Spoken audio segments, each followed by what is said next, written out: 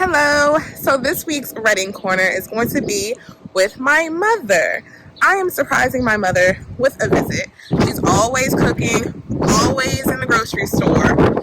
So today we are going to get some mama's cooking while finding out about her extensive travel experience and how it landed her in the job she has today.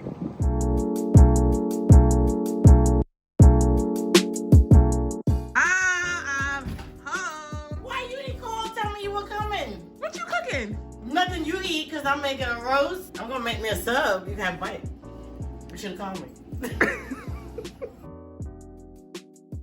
So I walked in on mommy making a sandwich and seasoning up her pot roast. So as she's seasoning up her pot roast, what we're going to be talking to her about is her extensive background in travel and how it got her to where she is today.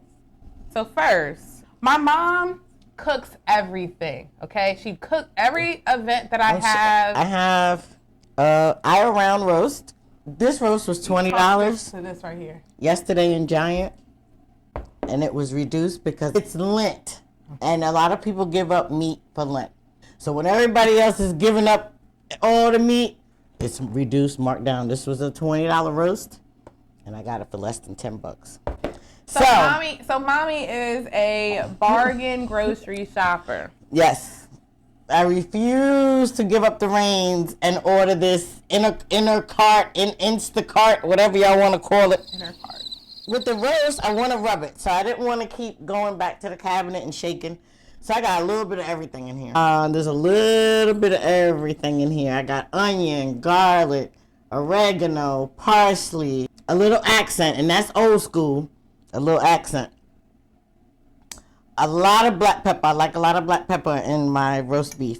So it's a little bit of everything. A little lemon. I'm just gonna dump it all in there so I could just rub it.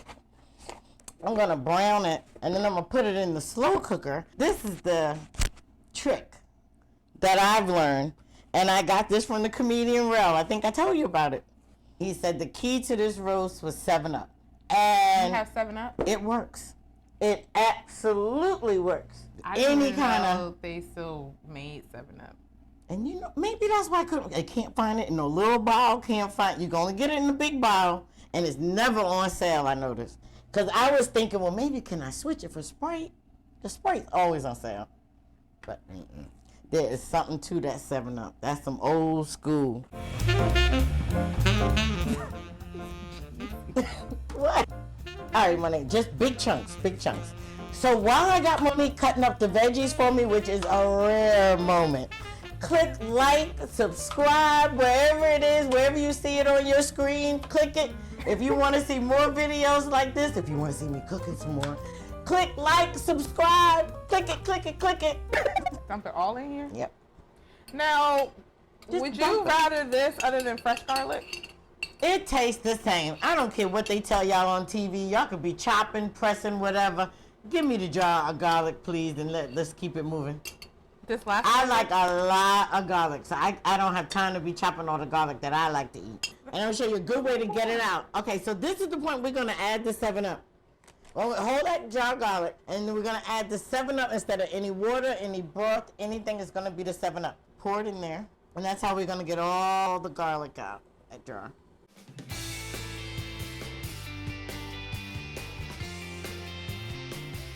Okay, that's a nice little trick. I try not to waste nothing. I never would have thought of that. Nothing. So you could do that with water. Anything. Never would have thought of that.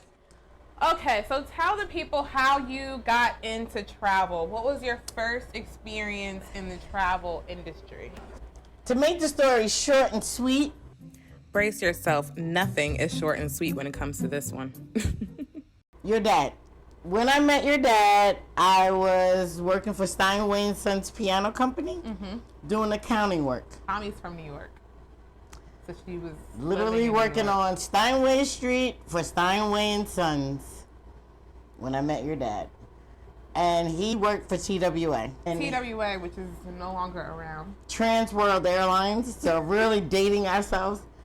And he just could not understand how I was gonna just waste my life doing accounting, looking at other people's numbers when you could be traveling, seeing the world. And I thought he was absolutely out of his mind. So you were in accounting first. I was in accounting.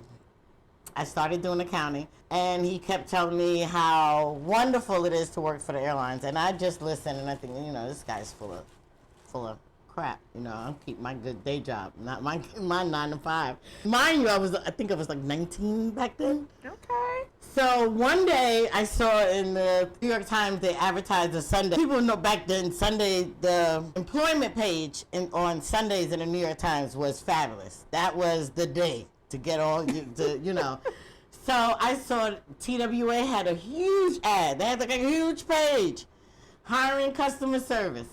So I showed it to your dad. Lord have mercy. It was like a mission. It was his mission. You have got to work for the airlines.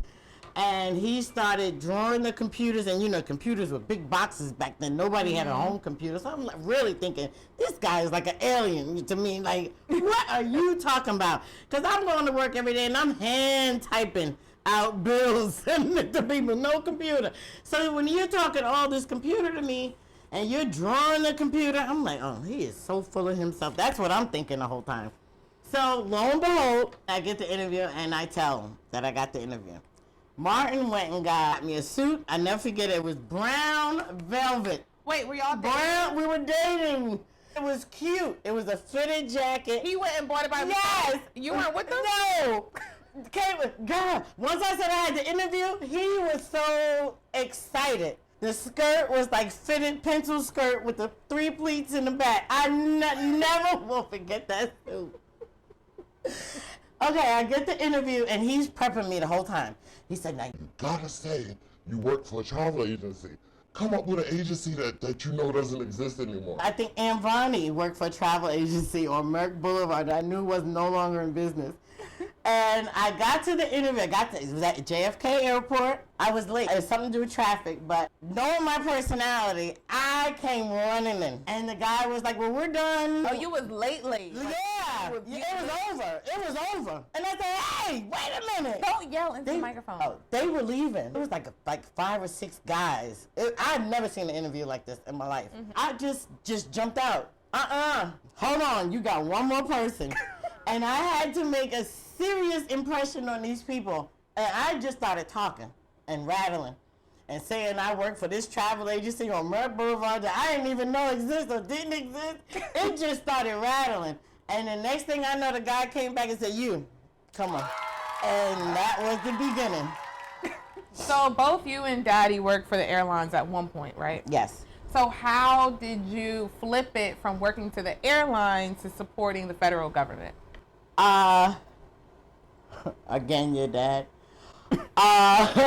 We moved to the D.C. area because of his career in New York, working with the travel agency. So actually, Dad's first job he was customer service inspector at the Pentagon. He went out making sure that the agencies that they were supplying the Pentagon with everything that they needed. That's how we initially got into the government. And then what I remember is you working at the Pentagon. So Mommy worked at the Pentagon with MWR. What's MWR stand for? The Military Welfare Recreation, but that was after. So there's a whole lot to get to that part. What I remember growing up is that Mommy worked at MWR at Pentagon. When we first moved here, I worked reservations at Northwest Airlines out in Baltimore, out in Ellicott City. Okay. And that's where you got to go to Barbados and Jamaica. We traveled a lot as kids, me and my brother. And that goes to show you, people don't wait. Keep thinking you gotta have the money. Because you don't gotta have the money all the time to travel. I had the free tickets, but I ain't had no money to travel because I wasn't making a lot of money. At that time, I wanted my kids to see the world. So I would pack a luggage of food. Did I or did I not? So I have one story. We went to Barbados. I think I was a preteen. I wasn't even a teenager yet. We went to Barbados. And another story. We got on a plane. That was clearly before 9/11, because my whole carry-on was mayonnaise, salad dressing, Mommy seasoning. made our food every night we were in Barbados. I remember I would go down to was it oysters? And get the fish every morning, get the flying fish. The ladies would be out there packing up the flying fish every morning. What was the thing that you made with the coffee? Oh, that was a whole nother trip. Oh. That was me and Daddy went to New Orleans, and they had the, they call them the sandbugs. The crawfish. Oh, crawfish. Crawfish, Daddy and I were broke. And the crawfish were like 50 cents a pound. Next to the hotel, but we were there for work. Mm-hmm. I went and bought whatever money I had in my pocket, the crawfish. I came back and cooked them in the coffee pot. I bought the crawfish ball, put them in the coffee pot. That was the old-fashioned coffee pot back then with the water. So you boiled them. Boiled them in the coffee pot. Put the water in the pot in the hotel. In the hotel. In the hotel. Pot. Melted my butter. Daddy was just like, when the maid come, I don't know you. I don't know you. Well, that was a lot of our trips. A lot of our trips, we cooked in the hotel. I'll never forget, Mommy, when I graduated from grad school, I went to Northeastern University. My graduation was in Boston, and we were broke, okay? When I say broke, I mean broke. Oh, that was after Daddy died. We were beyond broke. We were broke. And all I wanted was a lobster and steak dinner. We bought a lobster. We bought 2 lobsters. Steak, and cooked a whole lobster steak meal in the hotel room. What do we have? It was lobster steak. And a Caesar salad. And a Caesar salad. Now this sandwich reminds me of Daddy so much. I'm doing, I did mayonnaise mustard because I like the little bit of tang. I like to put the provolone before I put it in the oven. Yes, because I like when the cheese melts. And I do also like to put the Genoa salami on when I put it in the oven because I like when that little bit of grease. All of these things are not healthy, but hell, we in a pandemic. Okay, so you said from Northwest Airlines, from there you ended up at the Pentagon, right? Mm-hmm. And yes. At the Pentagon, were you considered a contractor? Contractor. Okay, so how did you make that jump? So, Daddy again. Love you, Martin. So Martin was out there already in the government environment, mm-hmm. and he told one of his coworkers about me. My wife is at the airline, she needs to make the transition. May Randall, bless her soul, God rest her soul, said to him, oh, I can hook her up. I can get her over at the Pentagon. And he came home and told me, and I'm thinking to myself again, what floozy is he talking to? Because, people don't come through. Mm-hmm. Well, May came through, and to tell everybody out there, May and I remained friends, stayed friends, 30-year friendship. She just passed away, God bless her soul. And this was a woman that did not know me, so that when people tell you that people won't step out for you, there are some angels out there that will. Mm-hmm. And I got that job. When 9/11 hit, May was the first one to call me crying. She said, dear God, if you would have got killed, I would have blamed myself. How long were you at the Pentagon? 20 years in different capacities. Prior to 9/11, my brother and I used to stay in there, in the Pentagon. Mommy used to host a travel show every summer. My brother and I were her hired servants. Y'all got paid? No, we did. No, we didn't. It was the excitement of it all. Things like that will never happen again. So the travel shows that she used to put on in the Pentagon were vendors coming in trying to sell packages, right? It was to the military, right? Catering to the military. Yeah. That was awesome. A quick 9/11 sidebar story. As Mommy puts these, are you gonna put these in the oven? Yeah. Okay. As Mommy just stated, she worked at the Pentagon when 9/11 happened. When 9/11 happened, I was in high school. Okay, well, my sophomore year, I want to say. Freshman, because Martin was still in junior high. Freshman year. They gave her an option on if she wants to come back to work or not, and she stayed home, right? So she's home for a couple of weeks, I want to say. I think I was home like 2-3 months. She was home for a while. So I'm on the step team, and we lived across the street from the high school, so I would walk to school. So I'm in practice, I'm in step practice, and I guess Mommy decides that she wants to come to one of the practices because she's just at home, right? She comes up to the school, she got curlers in her hair. It's pink rods, remember? Pink rod curlers in her hair, and I'm at step practice. I said, you know what, Ma? It's time to go back to work. It is time for you to go back to work. I think the building is safe now. I think the coast is clear. The building has never been safer. It is time for you to go back to the Pentagon, because you coming up in here with these rollers in. My freshman year, I'm trying to make an impression with the older girls on the step team. And here comes my mom with these pink rods in her hair.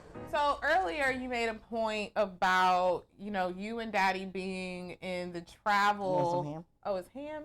I done told the people it was turkey. But it's good ham off the bone. Just good ham. So I'm supposed to not be eating, No, you're eating it today. okay. I'm not supposed to be eating Well, this will make you feel better. We're going to make it healthy. Just another trick. They had the nerve that we had iceberg lettuce for $1.99. I'd never paid more than 99 cents for a head of iceberg lettuce. And I don't like the other lettuces on my sandwiches. Y'all could try that, arugula and all that stuff.